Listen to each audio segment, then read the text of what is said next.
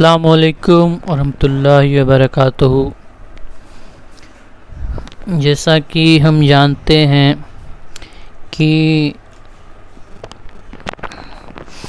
जमहूरियत डेमोक्रेसी के हवाले से और देश में चल रहे सबसे बड़े हुकूमत करने वाले श्री आदरणीय वज़ीर आज़म, हिंदुस्तान के वज़ीर आज़म के हुक्मरान में ये बहुत संशोधन हुआ है। और उस संशोधन में, जिस एक्ट में संशोधन हुआ है, उस संशोधन का नाम वक्फ़ है। आखिर आइए जानते हैं ये वक्फ़ है क्या। व्हाट इज़ वक्फ़? हम वक्फ़ कहते हैं। वक्फ़ में क्या संशोधन हुए हैं? वक्फ़ है क्या? वक्फ़ का मीनिंग क्या होता है? इस्लाम के हवाले से कानून शरीयत में इसके मीनिंग क्या है?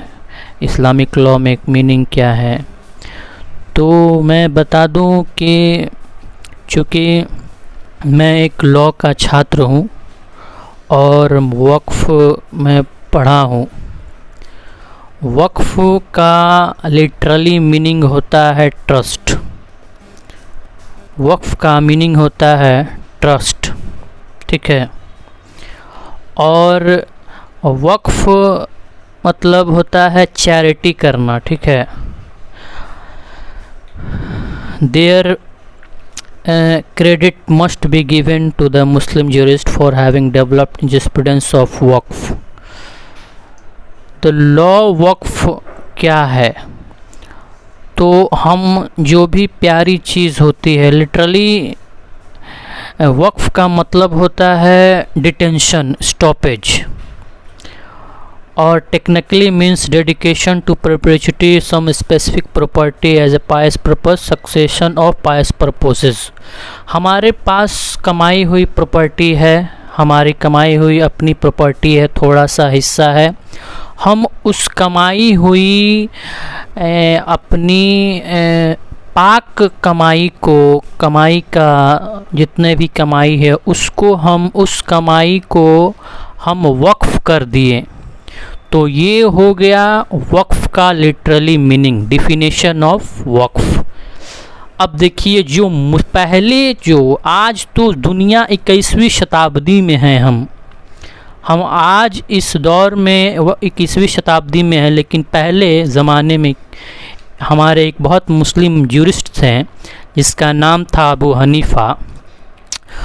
वो वक्फ़ के it is the detention of specific thing, ownership of Waqf, devoting profit, charity, poor, other good objects. हमारे मुस्लिम ज्यूरिस्ट हैं जिनका नाम अबू हनीफ़ा था, और उन्होंने भी अपने ज़माने में वक्फ़ किया था।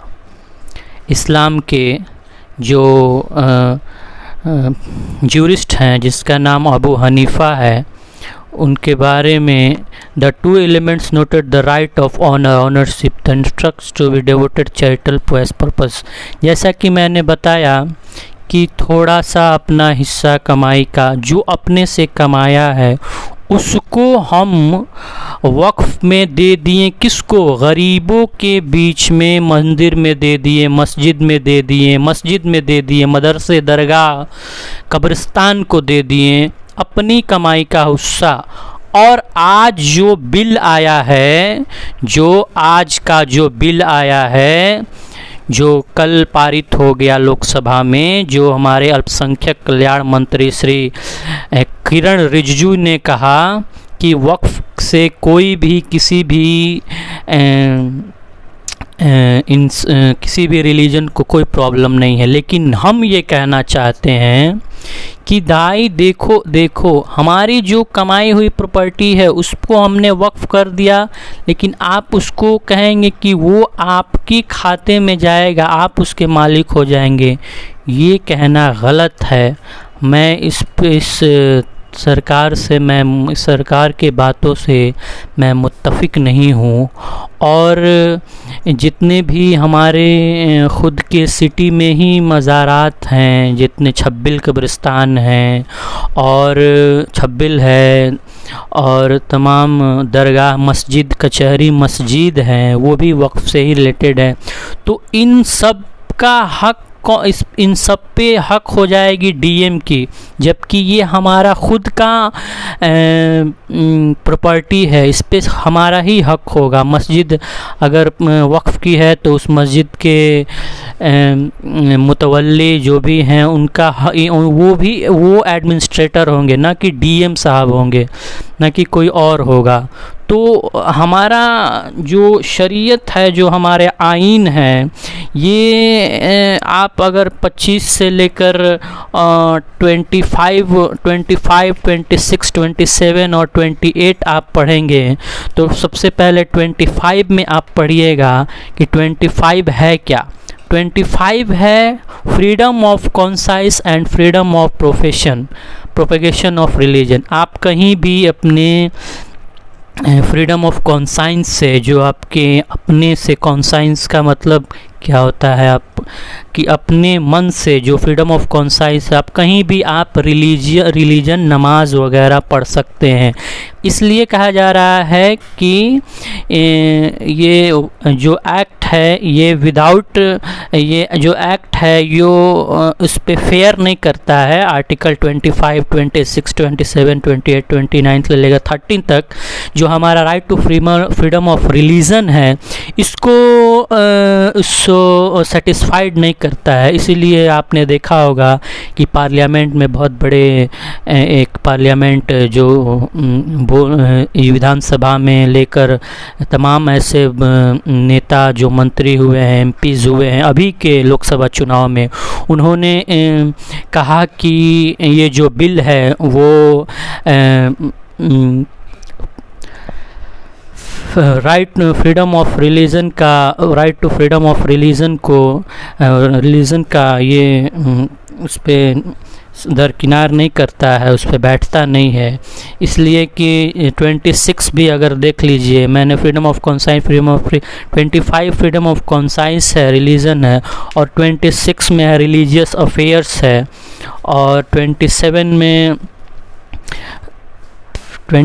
में वही जो पेमेंट ऑफ टैक्सेस जो मदरसा को देते हैं हम लोग, no person shall be compelled to pay any taxes the proceed which are specifically।